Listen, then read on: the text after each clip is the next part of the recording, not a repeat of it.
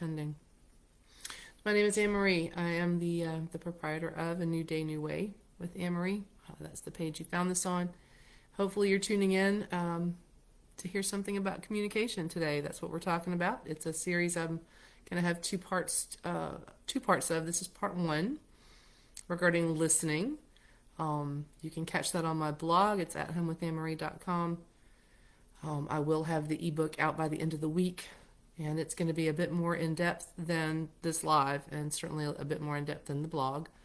And you'll see all of that if you go to the blog site. It's at homewithanemarie.com.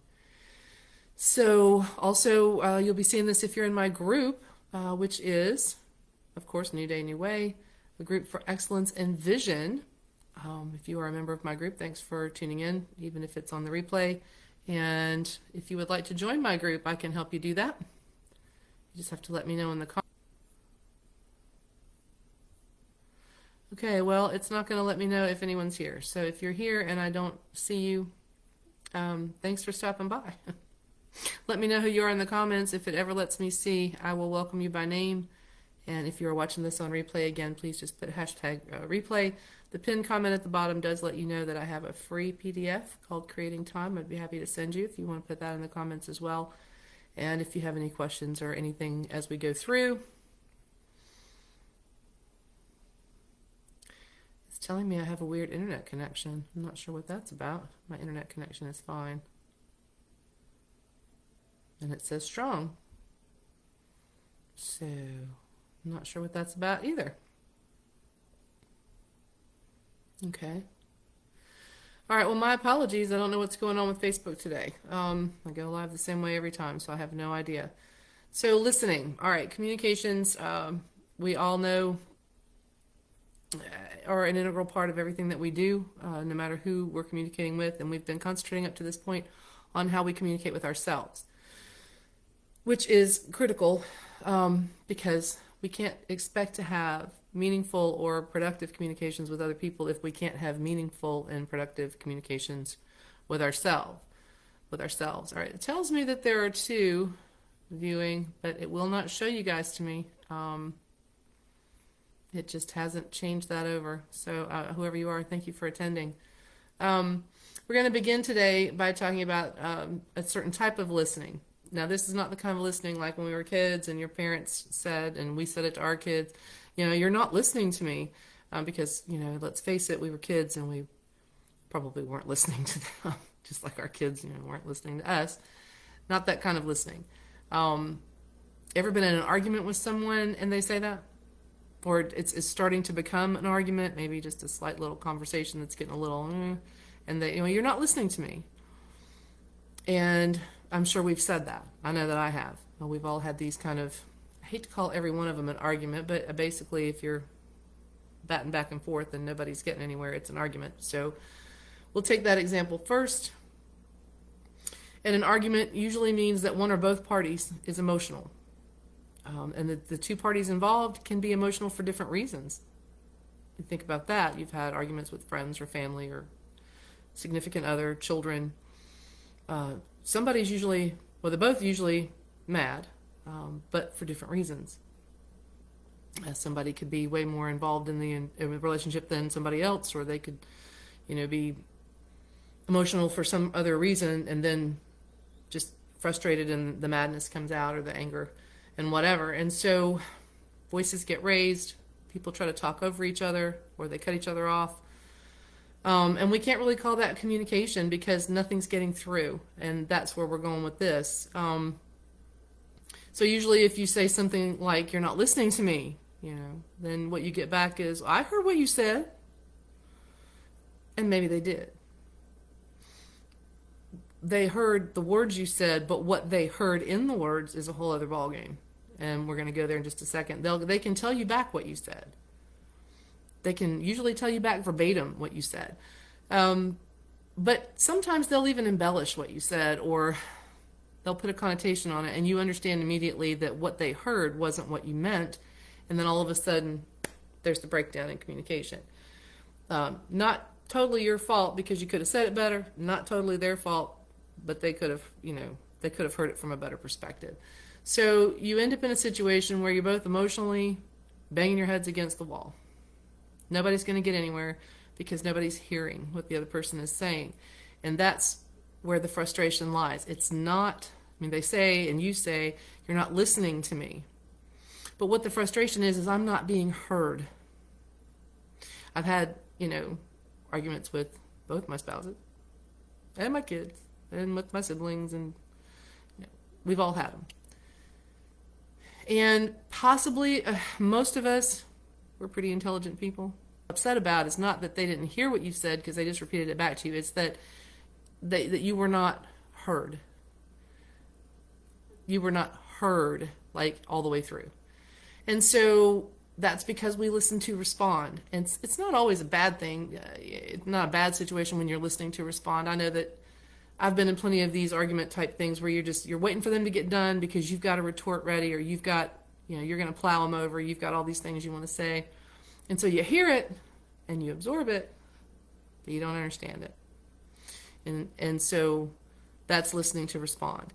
It can also mean, like, a million times on my job, I would sit with a client who was having an issue making a payment. But 9 times out of 10, what we were talking about was a personal issue, something that's happened in that person's life that led to why they're sitting in front of me. And so my issue with that is I always want to help. I mean, I always want to be able to fix it. And that's something I'm having to do a lot of work on, is that I can't fix everything. I would like to. Anyone that comes around me that has something going on, or something that's making them sad, or something that's making them upset, or something they don't understand, I just have this thing about me that wants to jump in and fix. And so what I end up doing is listening to enough of it to get what the issue is, and then I want to jump in with a solution instead of letting them talk. It's a bad habit, even though the good intentions were there. But back to the first example.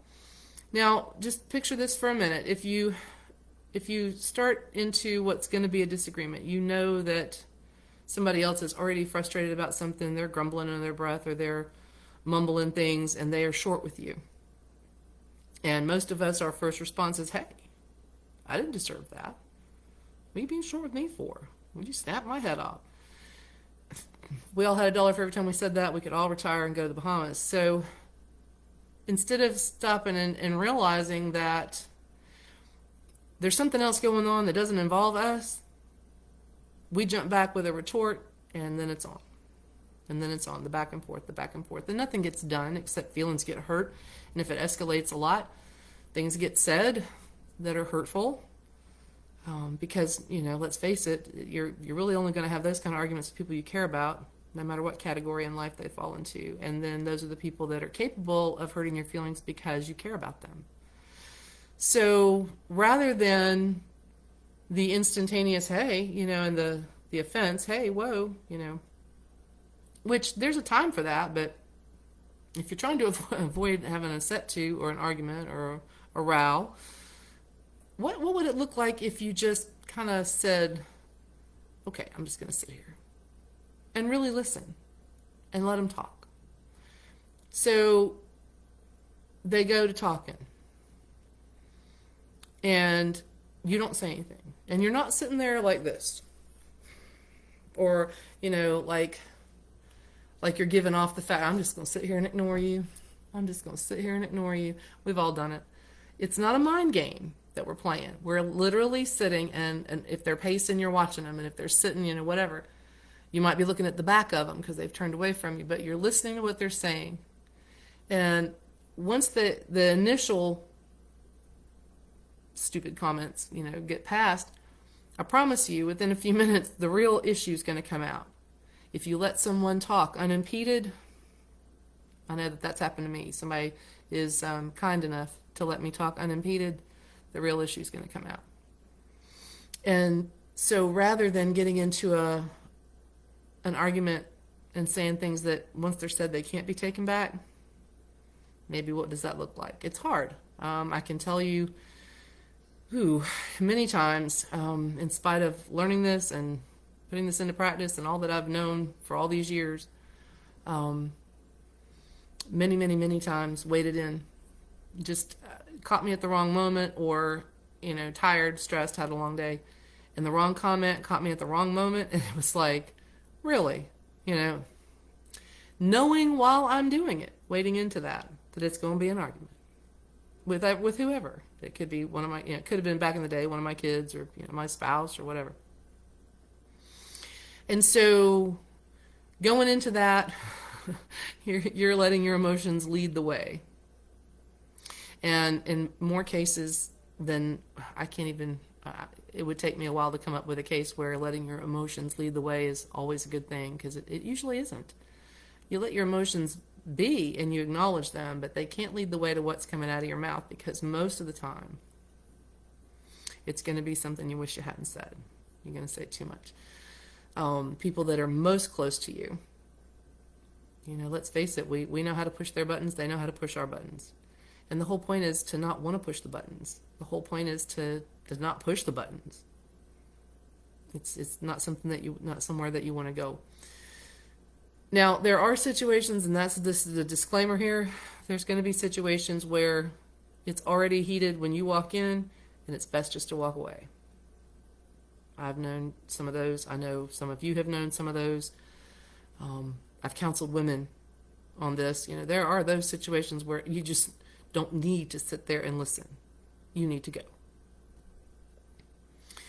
So we'll get back to listening. We don't want to give off that we're shutting down or shutting off, because that's infuriating to people.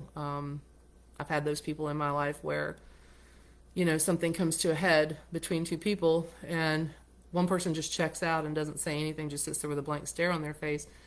For somebody like me, I'd rather you call me names, just to check out and not respond. That's not what I'm talking about doing. I'm talking about listening. Look like you're listening. Engage the eye contact. But don't interrupt. Let them talk. And see what happens. It's most of the time, like I said, within a very few minutes, the real reason that they're upset is going to come on out. Now, I'm not saying you need to call them on the carpet about it. I'm saying just let it come out. Most people, and we know this to be true of ourselves, they just want to be heard. They just want to get it out. They don't expect you to solve the problem. They, most of the time, don't even expect you to agree with them. They just want to be heard. And so, given that as a gift, it sounds like you're giving that gift to the other person, who may have already said things that are hurtful to you in the moment or in that example. But the gift is not for them. I mean, yeah, it is. I mean, you're giving them a gift. You're letting them talk, and you're actually hearing what they have to say, which is good. It's great. But the gift is really for you, and here's why. When they're done, now you've got to do this with a perspective of, you're looking at that person going, if that was me, I'd want to be heard. You don't want to be in it with like, you have to get a step back perspective, or else you're going to be putting connotations on things. And so, well, what does that look like at this point? They've come out with what the real problem is, and maybe it doesn't have anything to do with you. If it does have something to do with you, if you've said or done something that you were unaware of, our human reaction, most of us, is like, I didn't say that. But you start thinking about it, and yeah, you probably did. Or, yeah, you're right. I could have handled that better with you. I could have said that more kindly, or I could have made sure to let you know that I appreciate it, or whatever it was you didn't do. It's important to own it if it's you. The strongest people in the world are the people that can own what they did. Because it's that behavior we were talking about in the last live. It's that, blaming everything else for whatever's going on. So once you've listened, if it has nothing to do with you, okay, so great. You're not listening to determine if it has anything to do with you. You're listening to determine what the real issue is. And now that you know, what would be the harm in something to the effect of, let me just make sure I want to make sure I heard correctly, that you're saying you feel XYZ because of ABC. Um, if it's something you did, I want to make sure I heard that right. And how can I help? What can I do to help? Um, the general response to that is nothing. But approaching it from a standpoint of, I care why you're upset more than I care that you just said some stuff that wasn't very nice. Then you have acknowledged that whatever's bothering them is important and valid. I mean, you don't have to agree with them. They don't expect you to agree with them. And when it's you, you don't expect everyone to agree with you. You just want to be heard. You just want to be acknowledged. I get it. I absolutely understand why you're upset about that. That's a no-brainer. Now, you don't have to qualify it and say, all these things. You don't have to come in and, like I say, you don't have to agree, and you don't have to solve the problem. You just have to let them feel acknowledged and vent whatever they said. So now you've hopefully dodged an argument, because whatever they said that's probably in the back of your mind, once you let them finish and you realize, and you're taking this perspective, it's like, that's back here and it's not that important, because you know what state of mind they were in, and you know what it feels like to be frustrated and stuff comes out of your mouth and you're like, I really shouldn't have said that, So you've diffused it, and the gift is that they now feel heard and acknowledged, okay? But the real gift is for you, because, well, you didn't have to have an argument, for one thing, and there's not going to be several hours of hard feelings. And the second thing is, you just tried something very challenging. And the longer you have a relationship with someone, the more complicated it can be. Now, I'm not saying that you should always take the hit and never feel acknowledged yourself. I'm not saying that at all. They hurt your feelings over something they said. There's probably a better time to tackle that than right now. I usually find that after it's over and and the person that was so angry apologizes, that's usually one of the. But you're going to find that pretty soon, how you even deal with the thing that you're putting to the back for right now, how you deal with that later is going to change, because it's not life or death for you. It's not live or die. It's not, first of all, it's not defining how you see yourself. It's not defining who you are. You're not putting all that weight into that comment anymore, because we're doing the work on ourselves. The second thing is, how you deal with it is more of a, it's just more of a detached thing when the time is right, and then it's way less heated and way less complicated. So the most important thing to me about all of this, once you've gotten through it and you've listened, and you're going to feel a little bit peaceful inside, which I did not expect. The first time I tried this, I did not expect it. I was a little proud of myself, but I didn't expect to feel calm and peaceful, but I did. I did, because, well, that's the gift to you, the calm and the peace. But the final thing I'm going to share on this is to express some gratefulness. Now, this is a good thing. I recommend doing this every day. I jokingly say that I get on God's nerves thanking Him all the time for things. Expressing gratefulness it's really a gift for you. It changes your perspective. It changes I can't even tell you how it changes your mindset. But right after a situation like this, to say something along the lines of, thank you for telling me. Thank you for telling me. I appreciate you. I appreciate you. And if I can help, or whatever, that's going to be the coup de grace, really, for you, or the cream in your coffee, or however you want to put it. And you just avoided an incident that might have been mild, might have gotten escalated, but both of you, you avoided saying things you didn't want to say, and they avoided saying things that they probably didn't want to say because you didn't weigh it in. So remember that, to be grateful. But the listening to understand is priceless, and I can't recommend this enough. It's a hard thing, because when we are emotionally charged, We're so used to how we behave. And keep this in mind before you get offended, because especially if it's somebody that you know very, very well. If it's somebody you don't know, that's not what we're talking about here. Somebody that you know well, you've got to give that that circle of ground there, because you've lived with them or you've known them long enough and you've trusted them with things, and that's how come you can. But you can't step into that. You got to lean back and go, okay, everybody has a moment. You're going to have your moment, and you're going to feel more at peace. And you gave them a gift, and that's great. What you're going to notice if you try it again later, and you try it with different people, eventually the incidences are fewer and farther between, and you'll notice that the other person, knowingly or unknowingly, begins to emulate how you're handling things. Mostly it's for your peace. So if you try it, I promise that you're going to see positive changes with you.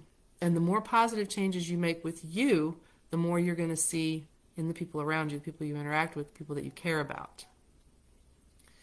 Now, once again, I am in no way saying that your feelings are not important and they shouldn't be addressed.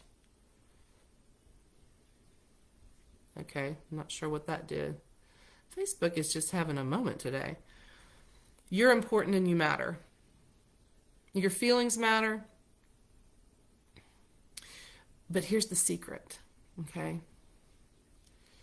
Your well-being and your peace and your center and your vision of you, how you feel about you, isn't dependent on anybody else. Your self-worth, your self-image, your level of personal security, how you feel. People are not responsible for your happiness. They're not responsible for that stuff. That's you. So when you realize that you're not dependent on that person and what they say or think to be secure with who you are and how you behave, I'm going to give you a piece of advice that this lady gave me when I was 13, because I was the quick draw. Not full-blown temper, but I was the quick draw. You could gaslight me pretty quickly back then.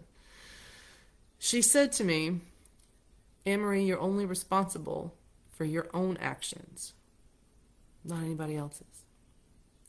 And so once you take responsibility, take control of your emotions and your feelings and your actions, it really doesn't matter what they said, does it?